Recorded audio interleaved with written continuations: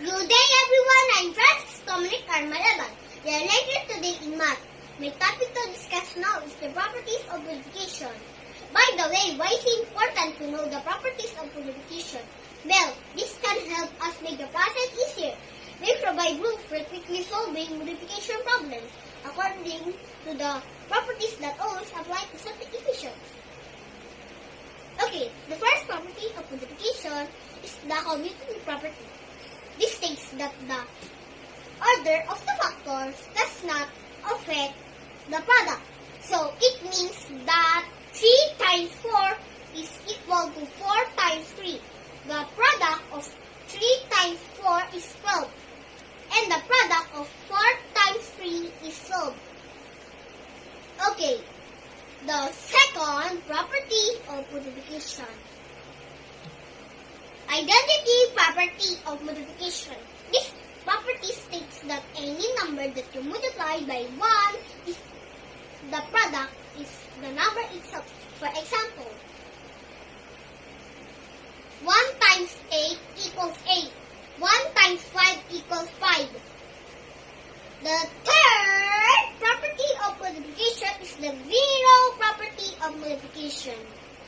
This property states that any number multiplied by 0 or 0 multiplied to 0 is equal to 0. Like 0 times 5 equals 0. 6 times 0 equals 0. And 0 times 10 equals 0. Okay, the fourth property of multiplication is the associative property of multiplication. It states that changing the grouping of the factors does not change the product. For example, parentheses 2 times 3 times 4 equals 2 times parentheses 3 times 4. It shows that the grouping of factors were changed. The answer of 3 times 4, this is 12. Then 2 times 12 equals 24. Lastly, the fifth property of multiplication is the distributive property of multiplication. It states that multiplying the sum of two more addends by a number will give the same result as multiplying each addend individually by the number and then adding the product together. For example,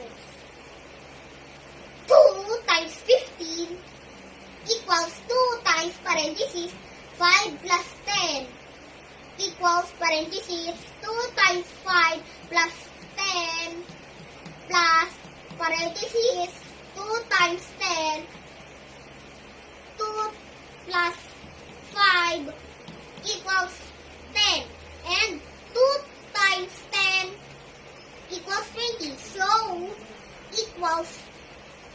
So 10 plus 20 equals 30. Okay, let us review the 5 properties of multiplication. Are first, commutative property of multiplication.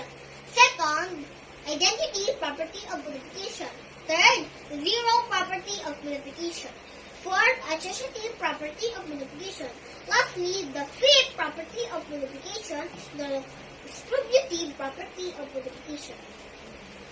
Okay, that is the end of my discussion today. Thank you for watching, and I hope you learned from this. Have a great time every day, everyone. Goodbye.